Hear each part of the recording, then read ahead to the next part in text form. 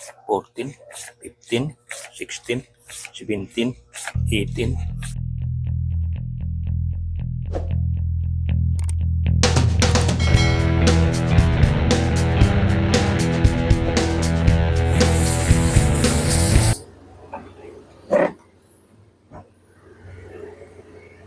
Ay, hello po mga idol.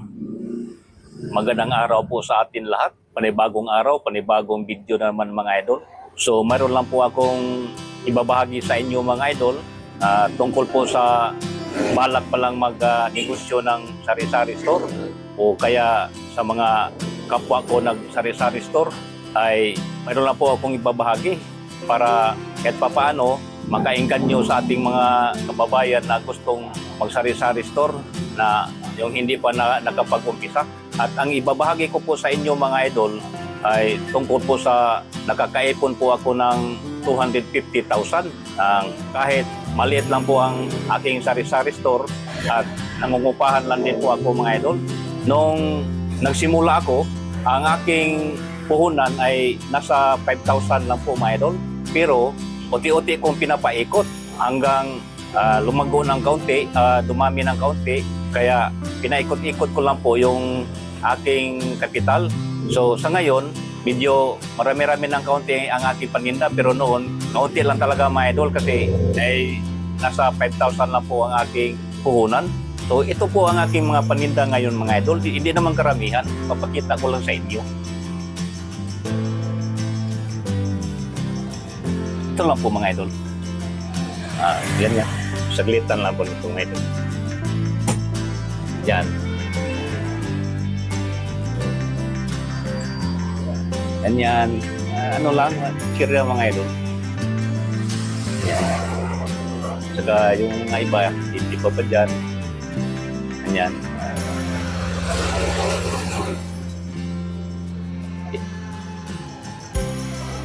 Ganyan mga idol, soft drink, saka yung tubig, yung pangangailangan sa bahay at mga idol, yung mga halimbawa, bigas, mantika, normal lang po yan mga idol sa sari-sari store. So, pagdating naman po sa pagkain, bali, dinisiplina ko lang ng kaunti ang sarili ko at hindi ako masyadong bumibili ng mga mamahaling ulam. Ang binibili ko, kadalasan gulay, isda, at saka bira lang po ako idol na bumili ng karne, minsanan lang, pero kadalasan gulay. Tulad nito mga idol. Ito, pero po akong malunggay. At saka ito, talbos ng kamote. Yan po mga idol, para lang makatipid. Saka mamurahin lang pong isda ang binibili ko mga idol. Tulad nito. Ito mga idol, oh. Ito maliliit na tawilis. Tawilis po ang tawag nito. Ito lang kadalasan kung binibili mga idol. Minsan, bumibili ko ng ibang klaseng isda. Ito, mumurahin lang po ito mga idol. Kasi sinadya ko ito para makatipid ng kaunti. Yun po mga idol. Kahit malunggay, tapos kamote, tawilis na isdang maliliit, survive na po mga idol.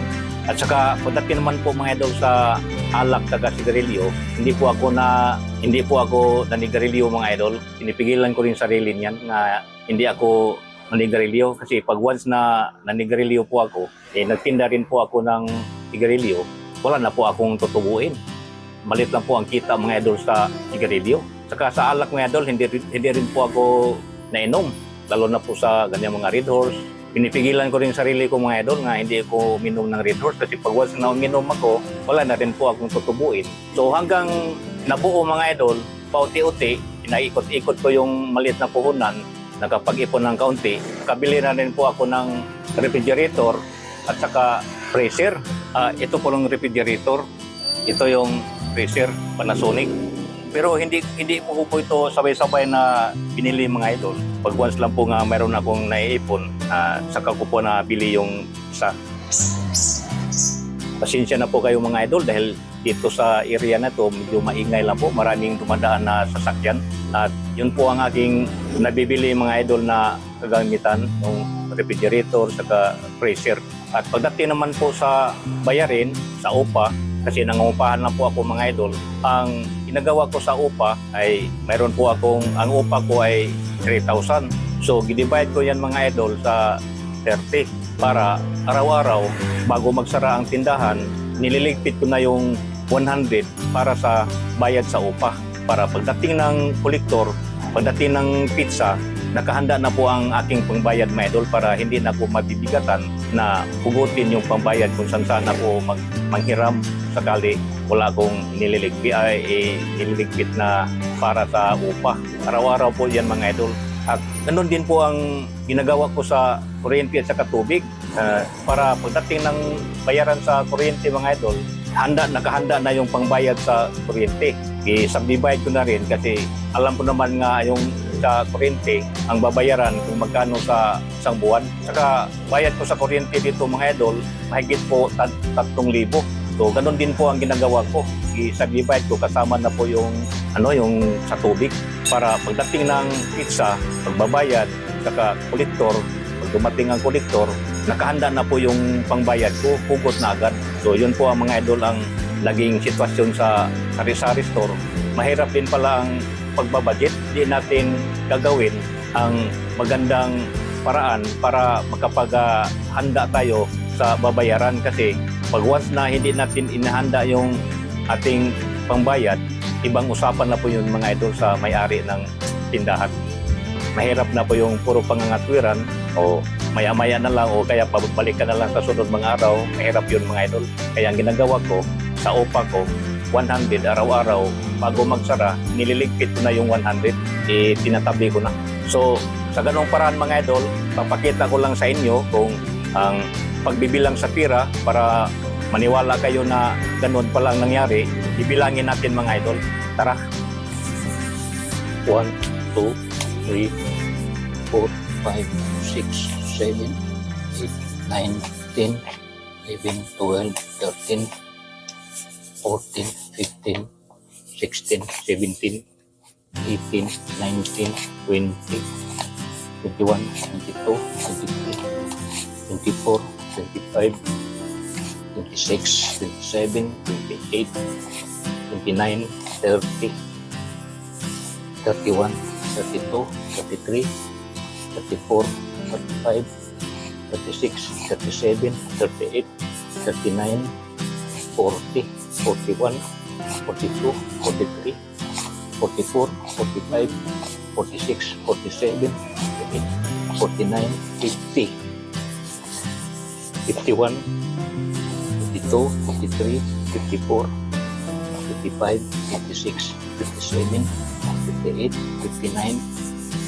60, 61, 62, 63, 64, 65, 66, 67, 68, 69, 70, 51, 72, 73, 74, 75, 76, 77, 78, 79, 80, 81, 82, 83, 84, 85, 86, 87, 88, 89, 90, 91, 92, 93, 94, 95, 96, 97, 98, 99, 100.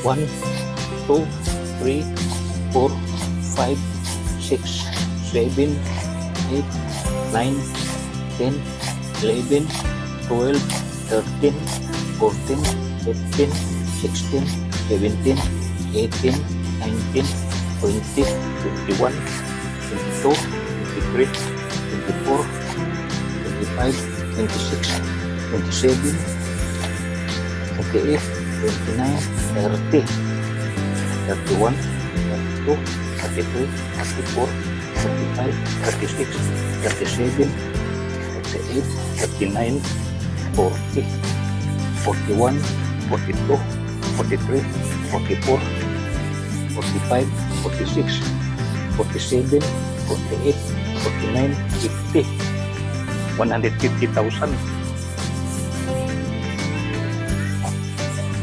51, 54, 55, 56, 57, 58, 59, 60, 61, 62, 63, 64, 65, 66, 67, 68, 69, 70, 71, 72, 73, 74, 75, 76, 77, 78, 79, 80, 81, 82, 83, 84, 85, 86, 87, 88, 89, 90, 91, 92, 93, 94, 95, 96, 97, 98, 99, 100, 200, medal.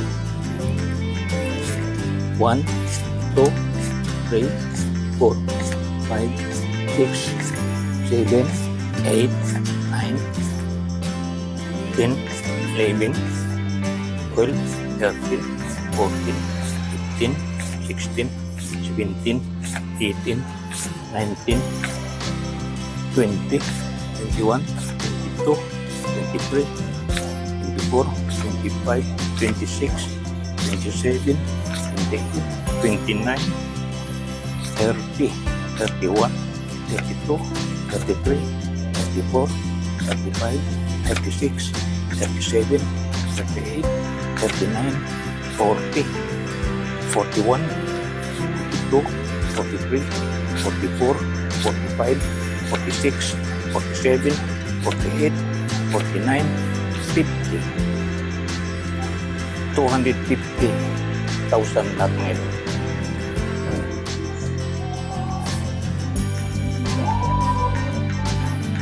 So yun po lahat mga idol ang naiipon ko. So yun lang po mga idol ang maibahagi ko sa inyo. Lalo na po sa ating mga hindi pa nakapag-umpisa mag-negosyo ng sari-sari store at saka sa mga kasari store ko nga katulad ko rin na maliliit pa ang mga sari-sari store. At kung nagustuhan ninyo mga idol ang video neto, huwag pong kalimutan mag-like, mag-share, mag-comments, mag-subscribe, at huwag din po kalimutan mag-pindutin ang bell mga idol para ma-notify ko po kayo sa sunod kong video. Maraming salamat po mga idol. Hanggang sa sunod nating pagkikita. See you next time. God bless.